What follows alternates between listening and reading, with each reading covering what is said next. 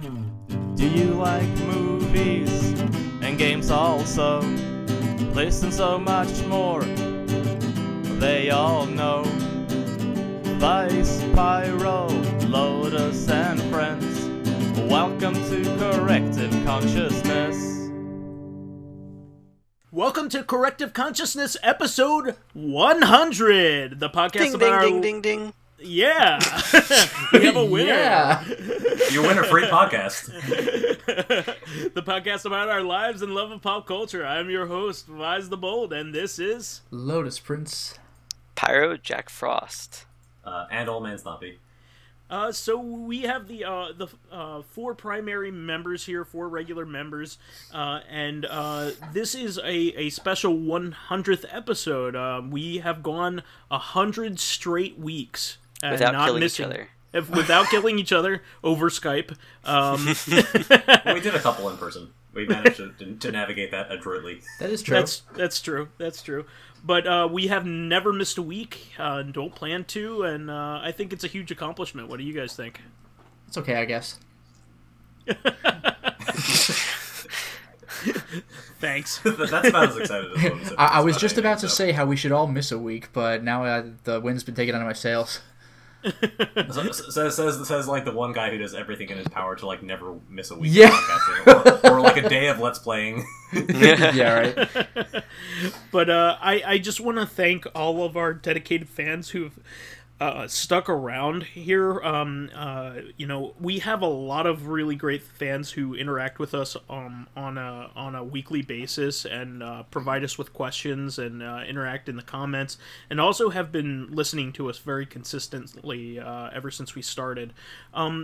We actually have had held a consistent audience over the course of you know, the time that we've been doing this, and I feel like the show has only gotten better, especially with the assorted stable of people that we've added to our rankings here. So, you know, we have a lot of frequent guests and people that show up on a regular basis. So, and we've made new friends as a result. So, you know, people like Drakeologist and Facathon, I wasn't friends with them before the podcast, and it's been great to have them on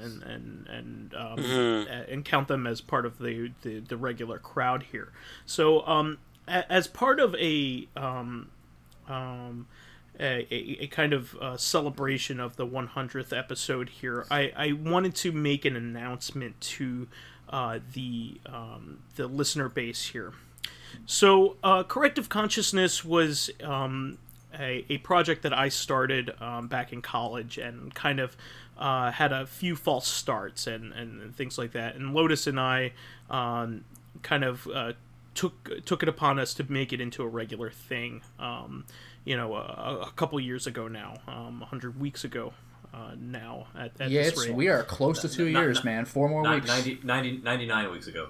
Oh, yeah, that's true. What a jerk. God damn it. That's why you have me on, right? Yeah, old man counting. Actually, the millennium is 2001. Hey, I knew that. I was an 18-year-old asshole when the millennium. Excuse me, Willennium.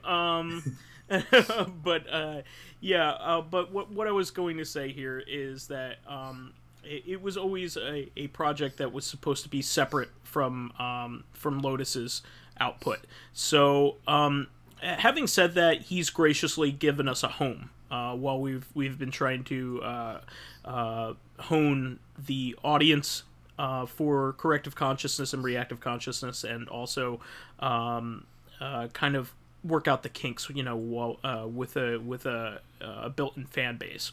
So it's been great. I really want to thank Lotus for hosting the podcast on his YouTube page here. But we will actually be transitioning to our own YouTube page. We already have it set up. We just haven't been using it. And we will do this gradually, so you'll have a chance to subscribe to it. Our plan is to kind of stagger it to have the podcast released on both channels for a little while, but have Lotus link to the Corrective Consciousness home YouTube channel, and please subscribe there. All of our regular listeners, there's not going to be any change in staff or anything like that. It's not like we're going to fire Old Man Stompy for being too old. I mean, you don't have to do that. I'm just going to die if you wait long enough. We'll turn off the podcast for a week and he'll die. That's the plan. But what we're going to do is we're eventually going to have our own Patreon and hopefully some videos and some gameplay stuff, and hopefully even record some group gameplay sessions. I would love to get us doing some windjammers and that kind of thing. So. By the way, just full disclosure, by the way, I will personally not be part of the Patreon because it's not a good look to have 2 Patreons. Yeah, and when I do set that up, we'll make a point of that. We're going to be doing this as ethically as possible. But keep in mind, I mean, this has never been something that I wanted to really turn into a business or anything like that. It's mainly to pay myself back for the amount of money that we've spent on equipment and hosting, which is more expensive than you think. I've been paying $15 a month for SoundCloud to post 2 podcasts a week. Yeah, speaking of which, I mean, you thanked me for, having this stuff on my YouTube channel, and you're welcome for that, but, thank you for putting up the SoundCloud page. Oh, it's not a problem. This is just, something for fun, and also, this is an excuse to keep in contact with my best friends. It's true, and, part of always what this was supposed to be, Corrective Consciousness was supposed to be, was an excuse to keep in contact with my friends, an excuse to have a built-in conversation with you guys, and keep in touch with you and still be a part of your lives, even though we've moved away from each other, not far away, but to the point where it's just inconvenient to see each other sometimes. Yeah. But we do make the effort to see each other. I think a lot better than a lot of other people that have moved as far away as we have from each other. So I think we see each other pretty often enough for what the distance. But I wanted to also announce that Recon will start being released on Tuesdays. There is a good reason for this. It's because Recon is a top, as you well know, is a timely based podcast. It's reacting to timely events that happened that last week. Well, the big problem with that is that we kind of didn't think about it at the time, but we're recording this on Sundays most of the time, or Mondays, and we release our podcasts on Tuesdays and Thursdays. Recon should be the one that's released on Tuesday, because it's not old news at that point. Yeah, it's over half a week later. Here's the news we just heard. So when for example the new Gorillaz album was teased and we saw Ace from the Gangrene Gang, we were like, oh, we gotta talk about this tonight. And then 4 days later, hey, everyone else on YouTube, hey guys, listen to this news. The wrestling is always really egregious because I'm reviewing a wrestling event that happens literally immediately right before we start the podcast, and then the review doesn't show up until 4 days later. Yeah, exactly. Yeah. Exactly. So this is going to make a lot more sense, and CoreCon will be on Thursdays. Now, the thing about CoreCon is we are going to do a format switch up. Recon, I don't think I'm going to switch up too much, having to do with that one, because I think Recon is exactly what it should be. But I think CoreCon has a format that was cool in the beginning, but for instance, I feel like our mini segments are too isolated, and they can get too long in the tooth sometimes. Exactly, and so I want to create a more back and forth atmosphere, more generalized topics. based on that week, more things based on commonalities, more topic-based kind of things. And also, it gets a little samey. I mean, how many weeks am I going to say that I'm playing Horizon Zero Dawn, which I played again this week? And how many weeks am I going to say, well, it no longer is the case, but you know what? I think I'm going to start playing Final Fantasy XIV again, and then you'll play it for the next week. Exactly. So we're more trying to eliminate that kind of thing, and we're also, you know, adults with adult responsibilities now. So a lot of times we don't get to games. So sometimes we might not have a lot to talk about that week. So if we come up with a topic that everybody could chime in on, also keep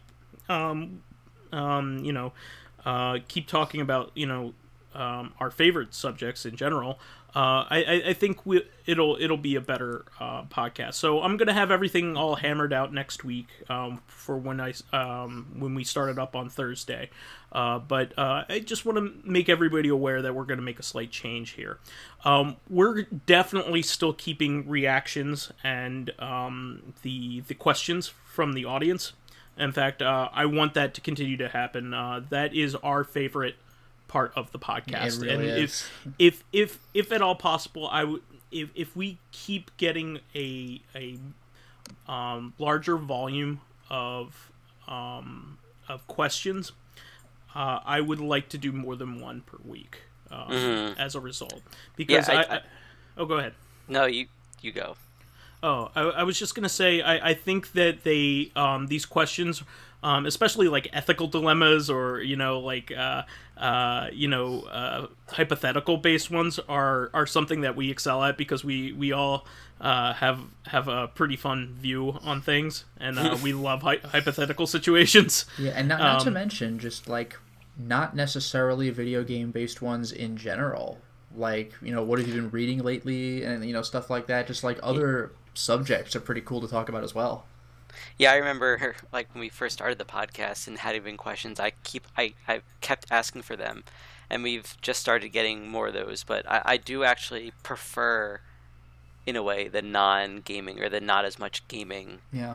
Like the more thinking questions. Sure. Than the oh, what's your favorite game? Or, oh, if you were the protagonist of a game, like what game would it be? Like those are fun, but I think if we limit ourselves to just talking about video game questions, then there's only so many you can probably think of within like a week, let's say, because that's we need questions within a week. But I was gonna say earlier that I came on after, so I took a long break and then came back on when you started doing the responses, and I really like that because it really shows the interactivity between us and our fans. And I think like the questions is good for that. It lets us see what our fans either want to know our thoughts on or want to see how we'd answer something. But then it's really cool because then we have our fans answer the same questions that are to us, so it's more like a community, more so than just we're talking heads. Exactly. Absolutely.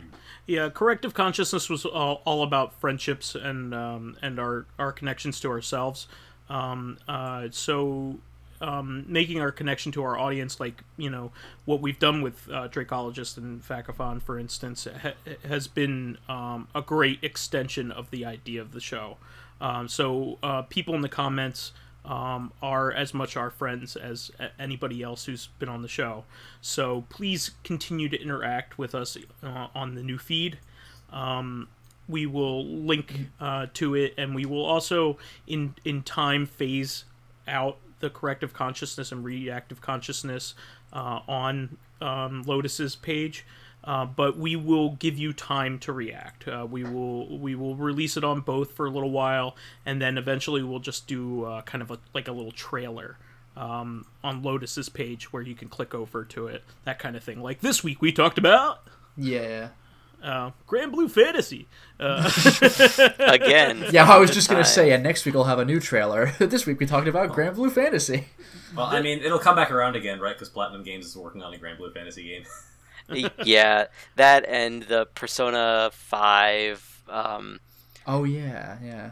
Persona 5, what do you call it? Collaboration happens, I think, next week. So I'll probably jump back in for that, and then I will promptly uninstall the game after. That's like very, very bizarrely accurate to like your personal interests. Yeah, And- I mean, like, I've been wanting to uninstall it, but I'm just like, nope, I'll keep this on until they have It's like they're listening the to collaboration, and then I will uninstall it. It's highly targeted advertisements to Yeah. like To specific that one demographic. guy. Transformers, son of a bitch! Yeah. They do specifically. They're like, hey, he hasn't been playing that often as much. Maybe we should have this collaboration. Maybe he'll come back in. This one guy, because Yeah, like all He these doesn't pay- contracts are signed. he doesn't pay any money, but But maybe this time. Yeah, will but be he is on that podcast. Borderlands is being added to it. Shit! Transformers. Okay, now I know this is about me. Yeah. But I also wanted to say that we will also be adding more descriptive titles to each podcast, so they're easier to search for. So as part of this move, we don't want to lose our audience. We want you guys to migrate to the Corrective Consciousness page, but we want to grow it. We want to be more interactive, and one of the things that we're going to do to grow it is one thing you'll notice is that we kind of just do a generic title for each YouTube page. Or YouTube video. It doesn't really describe what we talk about until you look at the notes. I would like to pick like a main topic that we talk about each episode and list it as part of the title. That way it's easy for new people to get introduced to the show. That way they Or can... a funny thing that we say. Yeah, True, yeah. the red-haired Menelaus episode, or... Two was good. or why can't Vise say this intro after 11 or after 100 episodes, or any of those things. But I feel like if we talk about Dark Souls, which is the main topic that we're going to be talking about this episode, people that should be able to search through it by typing Dark Souls into the search bar. So I'm sure that makes sense to everybody. I should also note that SoundCloud will be changing very little. Just the release schedule will be different, as noted. So Recon will be on Tuesday, CoreCon will be on Thursday, but no other changes. You will not have to resubscribe. So that's the majority of those kinds of things. We want to hear your feedback, of course. We want to hear about any good riddance messages as well. Please send your hate mail. Please let us know if you want to hear about 5 Heroes of Light, the new fantastic sequel. But that's pretty much all I was going to get at I here. think one of our first titles should be, hey, look, we're making the same joke again. We are the 4 heroes of Corrective Consciousness. And we're just as shitty. No? Anybody? So, like, actually, I feel like you should leave this in, but your mic for me cut out a little bit, and then you were just, like, laughing at something that only you heard. Yeah, that's exactly what it was for us. Way Yeah. funnier than if you actually told the joke. Yeah, like, Which actually checks out. I said we're the 4 heroes of Corrective Consciousness, but just as shitty. Okay, you're right. I don't regret hearing that.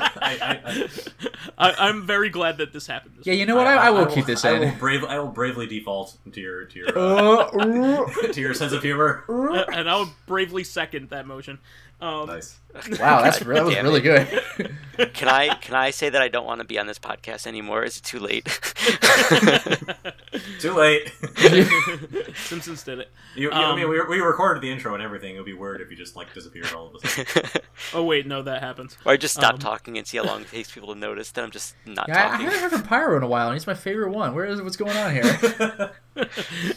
He's my There's favorite like a one. guy All my in, like, favorites are PyroJackFrost here. shirt who Pyro, listens to the Old podcast Man and just, like, Stompy. Yeah, that'd be amazing. All my favorites are here. Chewy, Old Man Stompy. My one fan. But oh man, that guy who likes 2 SMT characters combined. Two is better than one. It's true, especially one that could definitely kill the other very easily. Actually, they can both kill each other very easily. Yeah, exactly. So, having said that, I did want to talk about the Dark Souls series as a whole, because I'm getting more into it, and all three of you have better and more storied experience with the series. But I just kind of wanted to talk about it since it's definitely something that all four of us could get in on.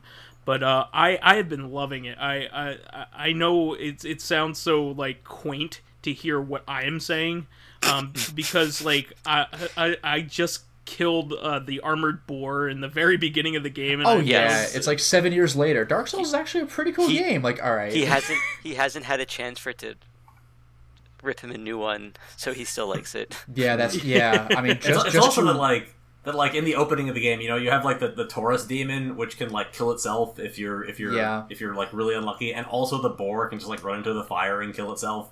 Like if you wait long enough, so it's like the game is taking it so easy on you that the enemies will just die if you like wait long enough and like stand in the right area and are bad enough. But then you'll die at a boss, and like getting back to the boss is just as frustrating as the boss itself. Yes. Actually, I wanted to comment on that. I played as a pyromancer because I heard that was a good noob class, and it is, because the pyromancy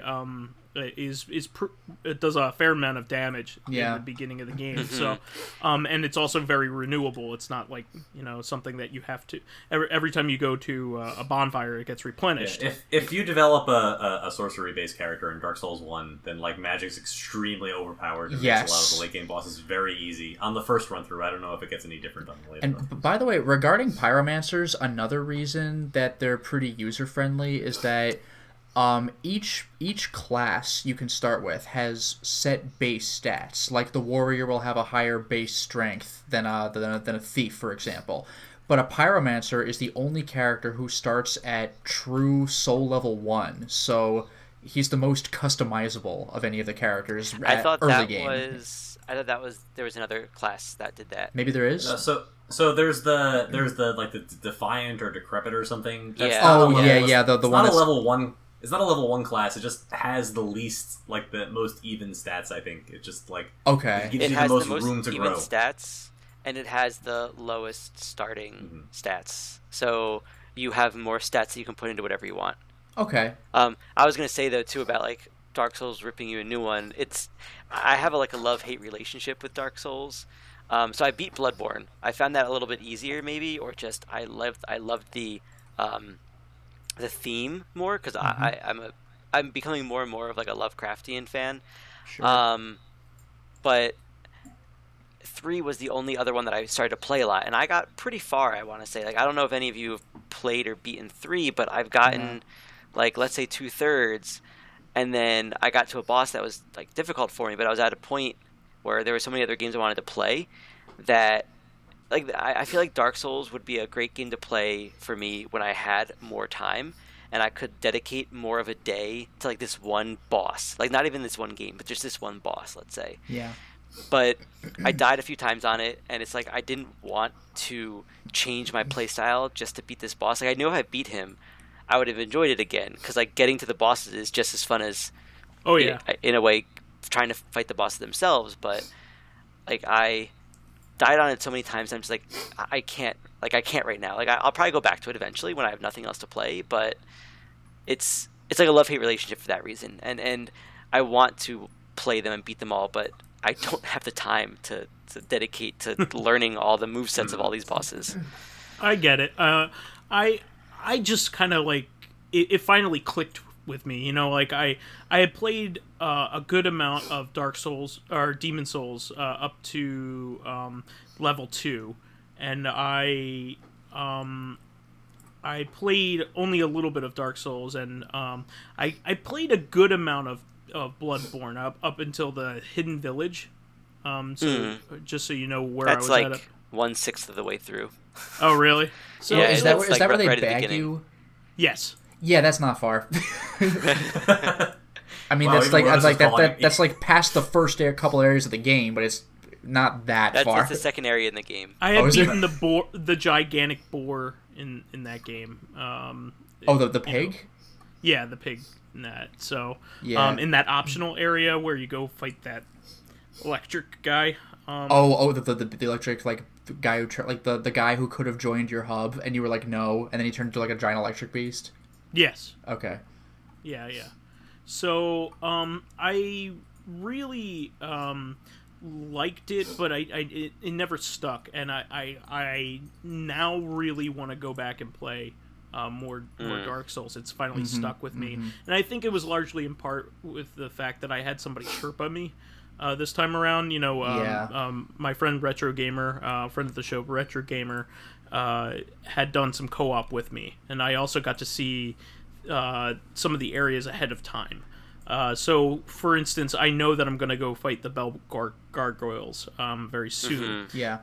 And I have to get past a bunch of knights now, and kind of like a mini boss knight that's there. Oh, was that the big guy with the shield? Yeah. The good news with that guy is once you kill him, he's dead. He's not coming back. Yeah. So what I found is that I'm thankful for the semi-permanence of some things. So I don't have to fight that armored boar ever again. Like, and all the boss or like mini boss type characters are gone for good.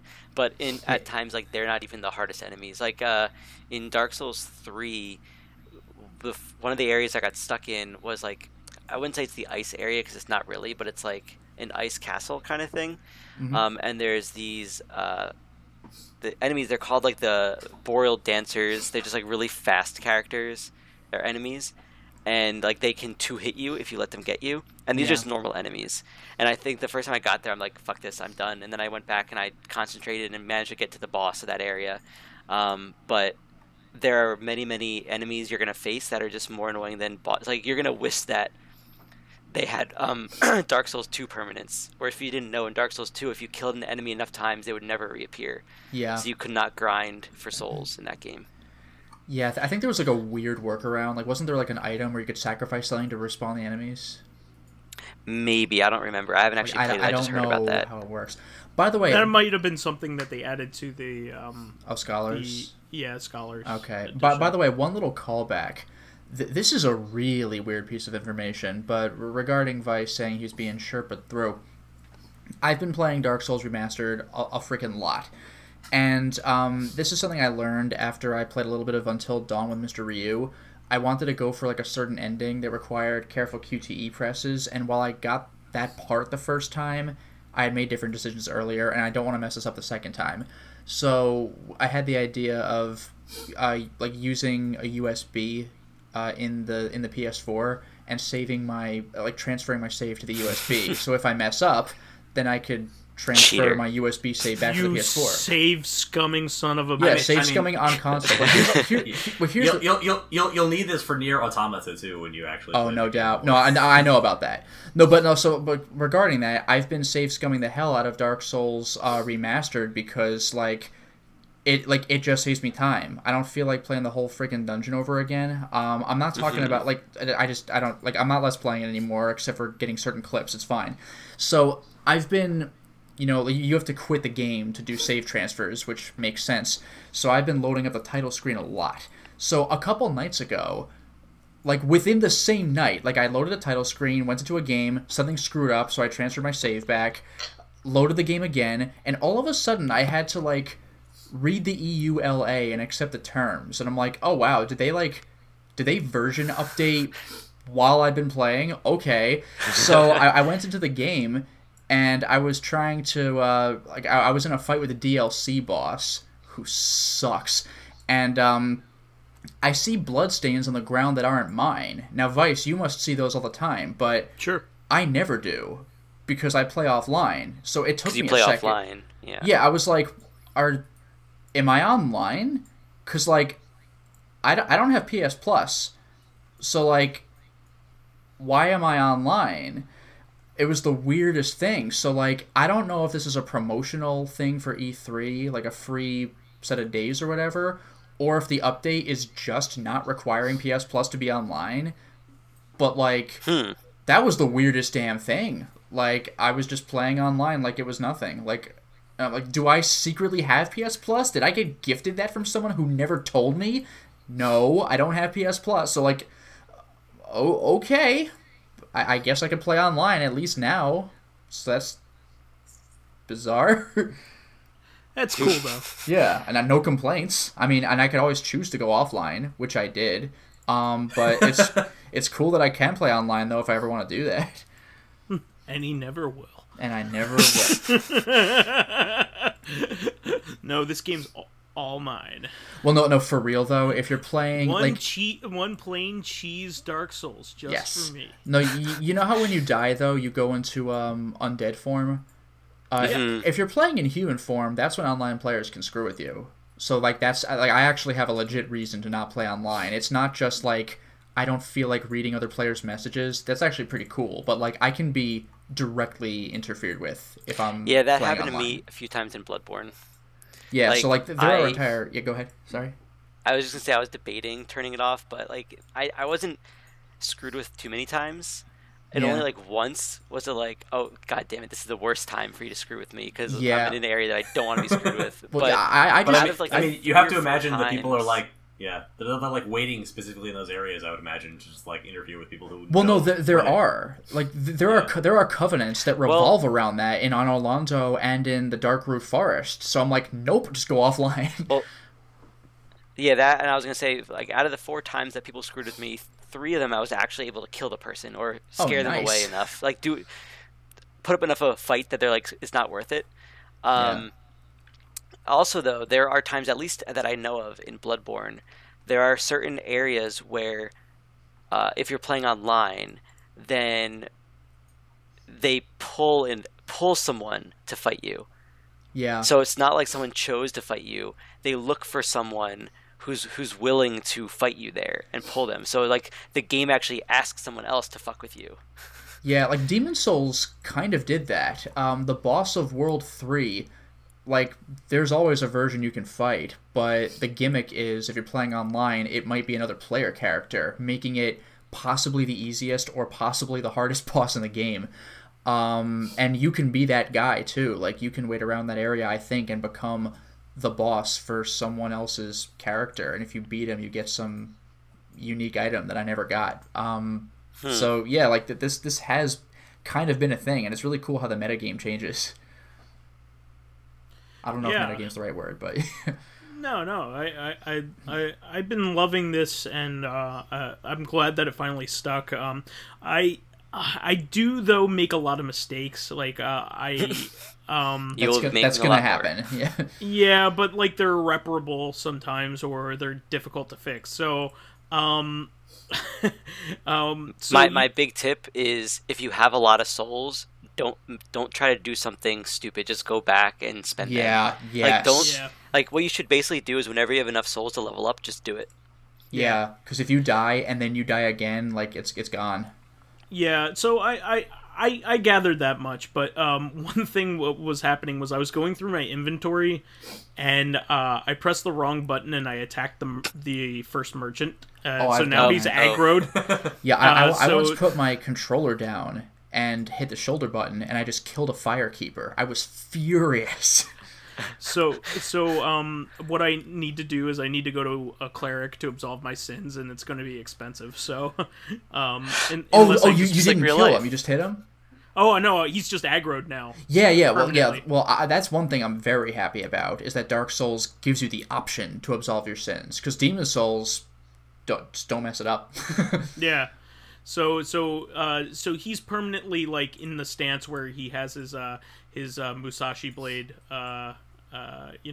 Oh, the undead merchant. Yeah, he has his katana drawn, and it apparently has poison ability, which I didn't know about. So anyway, I have to stay away from him until I can absolve my sins. So wait a minute! I just realized something funny. Well, number one, absolving sins is proportionally. It costs proportionally what your soul level is. So I realized that. But what I didn't realize, or what I forgot about, was that you meet the cleric after killing the bell gargoyles and then coming back down the tower. So you must get through that boss first. I read about that. Yeah. Yeah. Luckily, I think I bought all of the like the really good items from him. I didn't buy any additional armor from him, which is what I was hoping to do. It doesn't really matter. You'll find better stuff. Well, okay, so I basically have bought all of the stuff I needed to buy from him, like, you know, the weapon sharpening kit. That's a good one. The bottomless box. That's incredibly good. Yeah. I bought all of the things that you should buy from him. Yeah, the bow, some arrows, and the residence key, I believe it is. Yeah, I bought the residence key. I did not buy a bow. That's the only. But I'm pretty sure I could find that. You don't need a bow, but it's useful for, like, if you want to cheap a boss later on. It's useful, but you don't really need the bow. Also, you can use it to get the Drake sword now, but you're not really a melee guy anyway. So, like, what's your strength right now? Do you know? It's 16. Oh, you're actually not far off. The Drake sword, I think, requires like 20 or something, so you could wield it. Yeah, so I'm actually building my character to be both melee and Pyro was the Pyromancer was actually built to give magic to you know, a character that does specialize in melee. Yeah, it doesn't want to like increase melee like and intelligence or something. Exactly, because intelligence does you no good in it. Yeah, because Pyro is irrelevant to stats. It's like it's all about how much money you spend on the weapon, the Pyromancer's hand. Exactly. So, I'm probably gonna go for the Drake sword. So I do have a crossbow, but it doesn't help me in targeting. Crossbows. So I do need a bow. So I'm hoping that I can either buy a bow soon from somewhere or find one. Because I that's the only thing I would need the merchant for. Otherwise, I could kill him and take his weapon. I will say that, like, contrary to what Pyro said, like that, like Minty Mitz's experience playing Dark Souls was like very bow focused, and it was really funny to me, like watching her play like the first couple levels of the game. And, like you know, you always start playing Dark Souls like a hack and slash. No matter how hard you've heard it is, you always just, like, charge into a horde of skeletons and get yourself killed, like, 10 minutes into the game.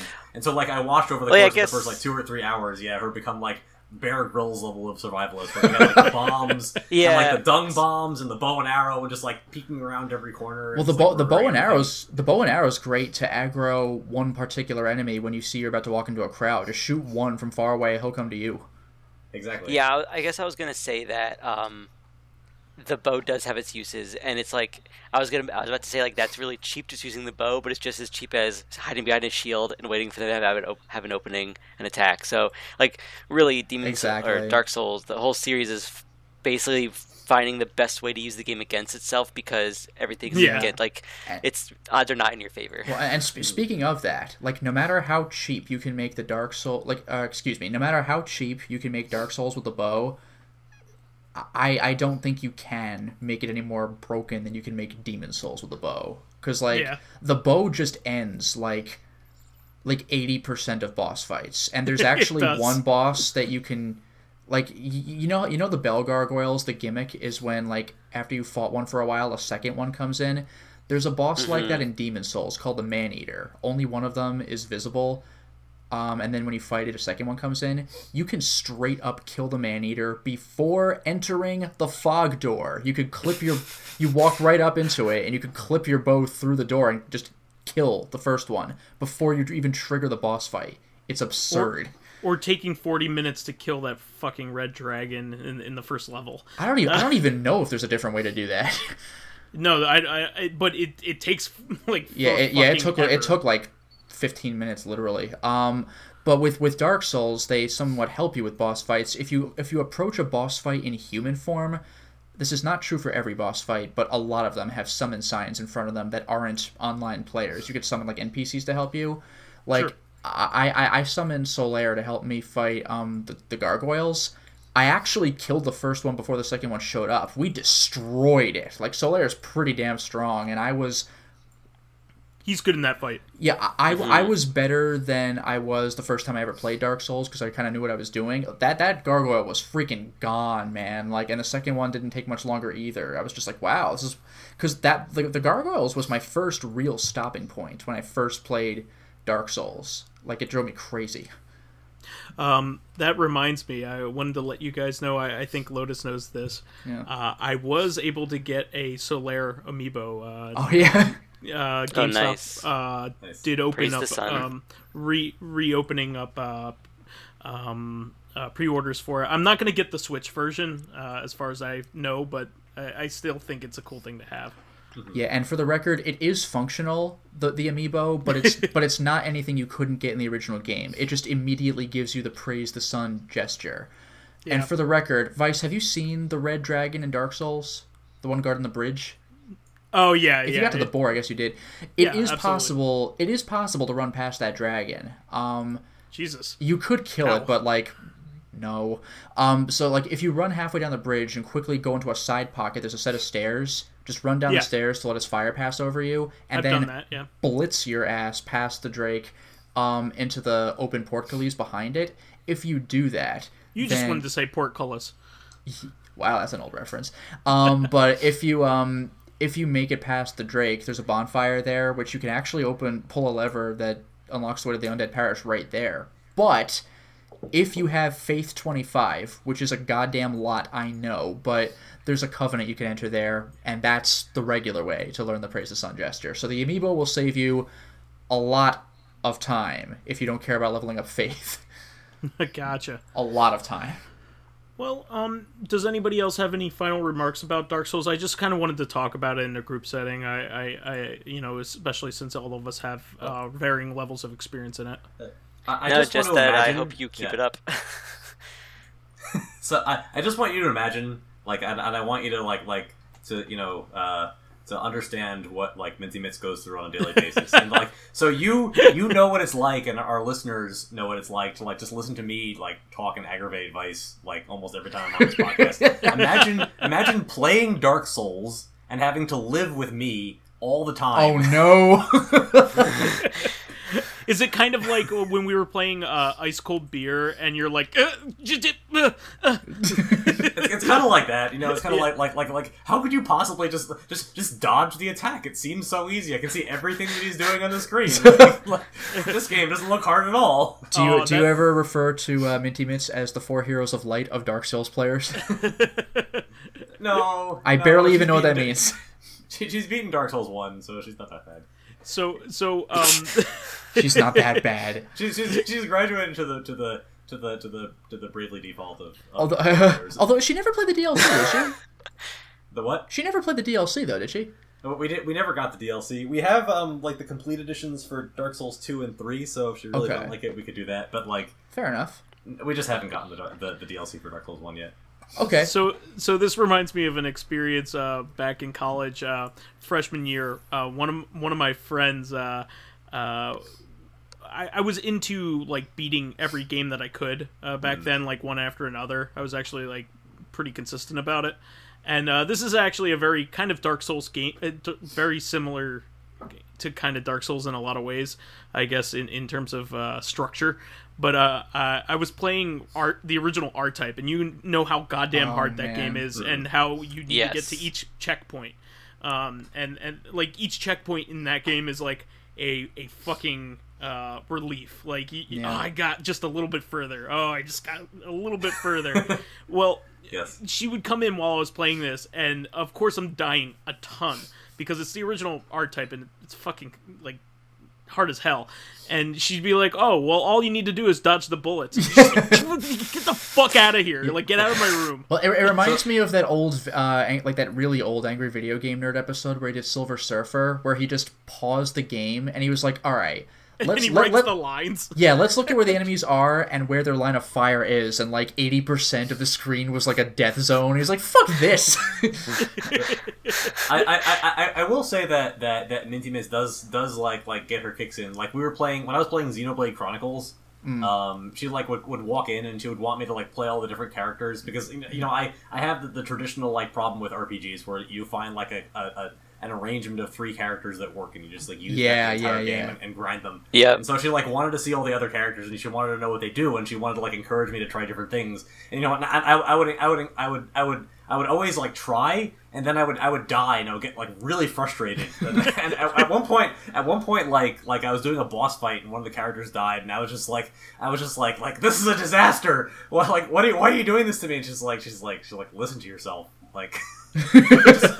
just relax. So now like every time something like mildly inconvenient happens to me, she's like this is a disaster. Like, that's amazing. She likes poking the badger. But no, for real though, that RPG habit is a legit thing. Like I mean, sure. I played Dark Cloud on the PS2 back in college. This is before I owned a PS2, so I was playing on Luminaire's PS2. And I actually made it to just about, like, I think I made it to the final boss, but I only really ever played as the main guy, like, with a sword. And I only played as the other characters when there'd be a level where it's like, whoops, you have to play as this character. Yeah. But you could get away with that by running away from every battle and praying to God you don't get immediately killed, because all you have to do is get to the exit. But then the final boss happens, and it's like, yeah, you could only really hit this one with a projectile character, so I recommend using like that genie woman. And I'm like, oh shit! Like I've never, like, I don't have anything for this person, so like I don't even remember if I beat the game back then. Like I beat it like years later when I got a PS2, and it was just, the relief was palpable. Even though I knew what to do, I still had that like, ooh, I hope I'm ready for it kind of feeling like the whole time. That is kind of what makes the Dark Souls series stands out so much, why it's so remarkable, and that like it, unlike a lot of like role-playing games or like character-driven games, it teaches you through failure, and it teaches you through failure by like slamming the door in your face if you're trying a strategy that just is not like maladapted for the like the fight you're on right now. Yeah, but this was literally the very end of the game, so it's like, well, go level up your character about as much as level up the other one. Oh, yeah, and that's super grindy. And that's a super grindy game too. It's all dungeon crawling and grinding. Yeah, and your weapons can break if you don't repair them. Like, you could see what the weapon's HP is, so it's not like it's a surprise, but like, your weapon can break, and it's the worst. Well, I love this discussion, and I plan on talking about it more in the coming weeks, and especially with the new format. I think I don't think any of us will have a bad time talking about the series or even like similar games like it. So you can look forward to my progress, and we'll move on to a question this week, which we will I will remind you we will keep doing. So please keep us supplied. Yeah. Well, first things first, I do want to give one response to last week's question: which characters in Smash would you like to see? So School Filmer said, Jibanyan sounds like a cat-type character. Jibanyan from Yokai Watch, maybe. After all, level 5 does need some love. So there's your Dark Cloud right there. It's the mascot character, like the Pikachu of Yokai Watch. Okay. So it's a bit tricky to know what his moves could be, but his regular A could be his 2-hit combo or 3-hit combo from the Busters games. Maybe he'll have some fire moves, some moves from the other Nyans. As for Final Smash, it could be a moxified version of his Sultimate. Sultimate. Paws of Fury. So, fair enough. I don't play Yokai Watch, so, like, the best I can do is imagine that those are cat-related attacks. I don't know the character that well, but... I only know Yokai Watch from that, like, hellaciously grindy Final Fantasy XIV crossover that, like, took me 2 months to get all the stuff. And so now I have a fucking, like Yokai Watch Whisper mount with Jibanyan just, like, hanging off the side. Nice. It's, like, an internal reminder of how I wasted 2 months of my life while everybody else is, actually playing the game. Was that the event that was, like, literally impossible to get everything from, so they reinstated it later? It was very hard to get everything from, and like the reason they reinstated it was because the level 5 CEO came onto a chat that was hosted by the producer of Final Fantasy XIV and said that he didn't finish the event himself, so he would like it if they restarted it. Jesus. All right, so this week's question is from Lazrul. So he said, The Walking Dead, the show, The Walking Dead is in dire straits, and it isn't even worth hate watching it anymore. Are you glad you got out during Season 4? This is a reference to me apparently looking like one of the characters. But he says, are you glad you got out during Season 4, where you played the guy who got the flu and then fricked everything up? Just in case you forgot. Or would you have liked to remain in the cast to witness the series' downfall from within? So I guess that question is personally for me, even though I'll take his word on everything you just said. So are you the Larry Bundy Jr. of this? You know, like reveling in the downfall of everything? Yeah, I choose to stay in the show just to watch the flames burn all around me. Like, whoa, this is pretty. So my answer is sure. Even though it was an either-or question, my answer is yes. I am glad I got out, and I am glad that I'm not out, so I can watch The Downfall from Within. I don't watch The Walking Dead, so like even plot stuff, I know I think one thing about.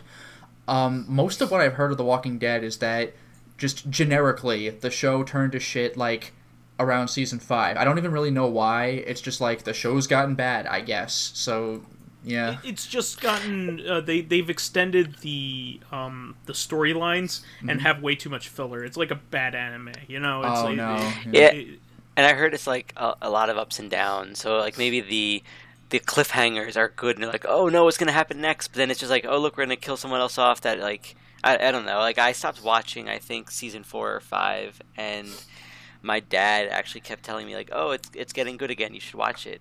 And then I'm like, no, that's okay. And then I would read that it's like it went back downhill again. And then someone else would be like, hey, it just got good again. You should watch it. I'm like, I'm first of all, I'm tired of zombie stuff in general. Yeah. Which is like The Walking Dead's fault. That like the genre has become so exhausted. Yeah. I think that in general, most things are best enjoyed after the fact. Yeah. Because you know whether it pays off well. Like I know not to watch Lost at all. Because the experience of my dad watching wanted me not to watch that. The experience of watching Lost like with everybody else as it was going on, I'm sure was a lot of fun.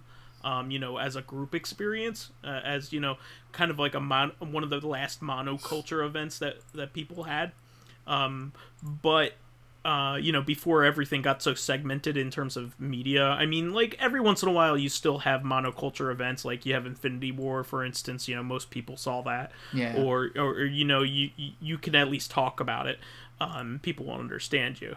Or you have something like Game of Thrones. I mean, it's safe to say that most people in the room will be either following it or know what you're talking about there. I think that social experience is really cool, but like most video games are best when they are complete with all their DLC. Yes. And all of their bugs are ironed out. Like the best time to play like Fallout 3, for instance, is like 5 years after the fact. Also when mods have come out too, like that kind of thing. Years down the line, and all the DLC's out. So I'm a fan of doing that, especially with comic books. Like I usually buy the trades rather than wait every month for the comics to come out. Mm-hmm. But Same here. But there's also an inherent problem in that. Like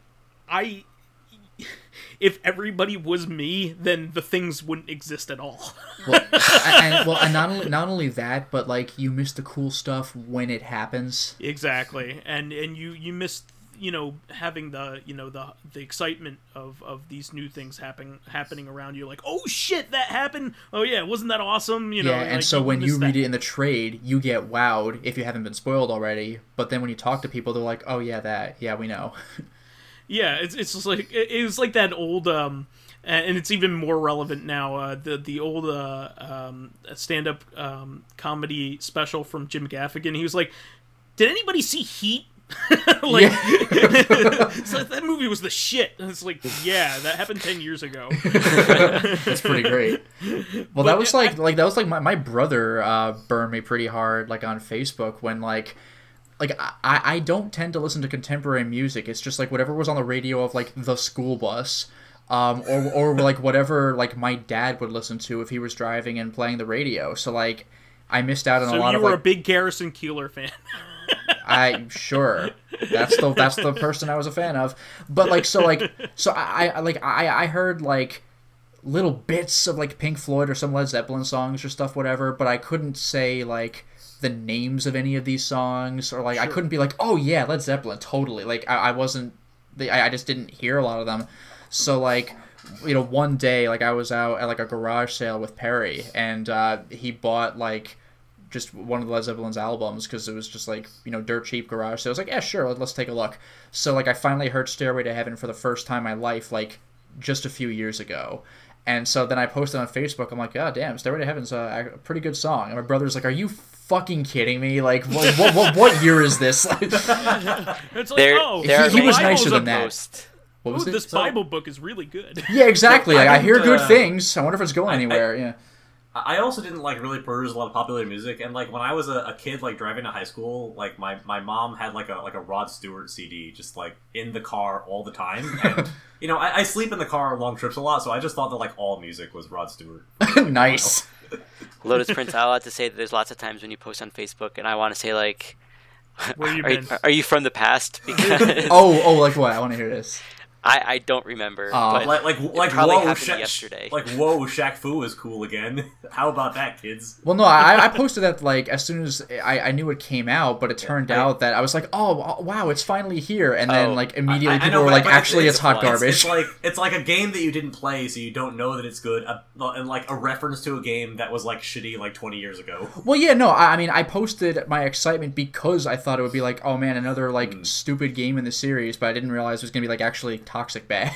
I have a better one. Yeah. So you posted a Key and Peele YouTube video. Oh no! Like, this is hilarious, and I'm like, isn't this one like 10 years old? I never seen that one. And you posted a Dennis Miller joke. I know it was recent. No, that was I posted that because it was Dennis Miller.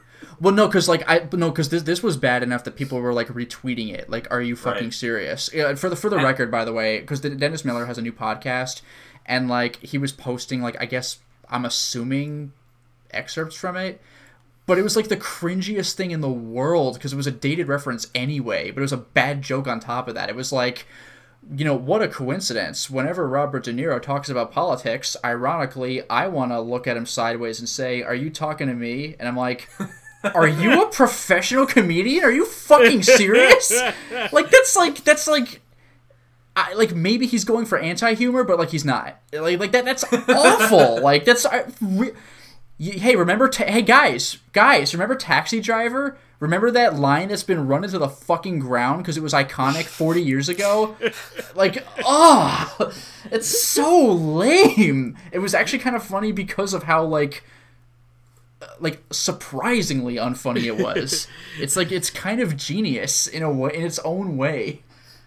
So that's another example of like one guy like riding the own flames of his career while the rest of us are laughing. Oh, and P.S. by the way, that's not what ironic means at all. Like, you just use the word wrong. Like, ironically, it makes me want to say you're talking to me. Like, that's not fucking ironic. That's just like coincidental. I don't even know if there is a word for that. I don't think that's a coincidence because it's coinciding with what? I think it's just stupid. Do you think he runs his own Twitter account? Because a lot of the time, celebrities don't. I don't know, but whoever is, you could have picked a better joke. Yeah. Because that was so fucking lame. I actually like that this question lined up with my love of Dark Souls. It's like, oh man, gargoyle, the bell gargoyles. Yeah, it turns out the bell gargoyles are hard. Like, oh, thanks, Vice. To be fair, that's me with every single new system because I usually buy a new system like 4 or 5 years after the fact. So like when I finally got a PS3, I'm like, oh, I could play Virtua Fighter 5 in the privacy of my own home in like 2010 or something. It's like, oh, come on. So like I feel like I'm going to be like this because I just like moved into this new apartment and I unpacked all of my own old video games that I haven't had access to since I like moved to Europe and back again. Oh, yeah. So like I am going to go through this process over the course of the next couple of years and I will be exactly like Lotus Prince. Well, yeah, like I mean, even like this is a little more specific to me, but even with my like streams and my Let's Plays, like finally I'm gonna play Zack and Wiki on the original Nintendo Wii, like. All right, or like Eternal Ring, which is like even to me that's funny. Like whoever wanted to jump on Eternal Ring, like I did that one time, I guess.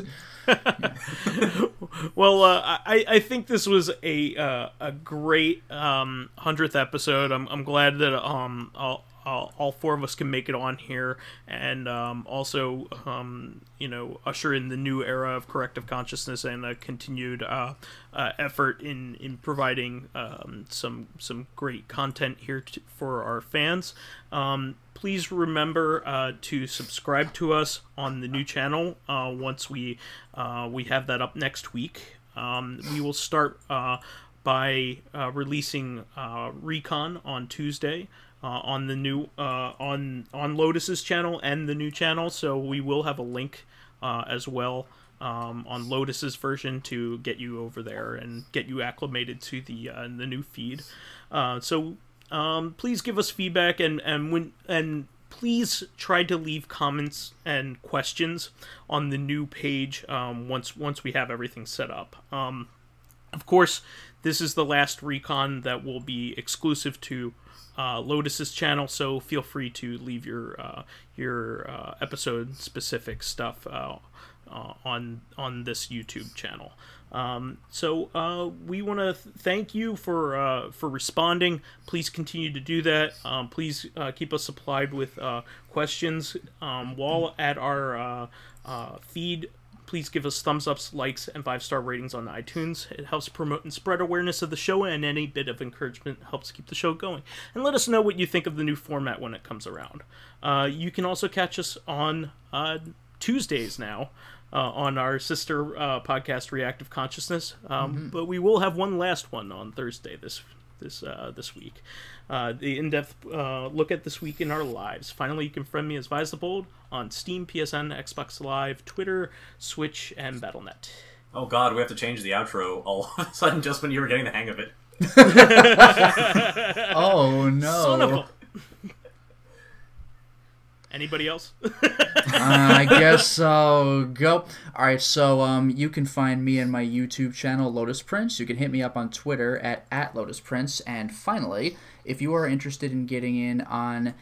I'm going backward now. I'm messing up the outro. This sucks. But if you're interested in seeing my videos early, getting in on exclusive live streams, or selecting upcoming games for me to Let's Play, then perhaps consider checking out my Patreon account, which can be found at patreon.com/LotusPrince. And real quick, I have recently added a Discord for all patrons. It's not even a new perk. Just if you were a patron already, there is now a Discord chat for everybody to get involved in, so we can have a good time with that. And finally, special thanks to DJ Gamer for the new title card, the 100th episode title card for this episode. So thank you for that. Whoa. I'm excited about that. I was also going to say that a good thing to find on Lotus Prince's channel is him as a chick magnet. Oh yeah, I did recently upload a video where I'm letting chicks walk all over me. No spoilers.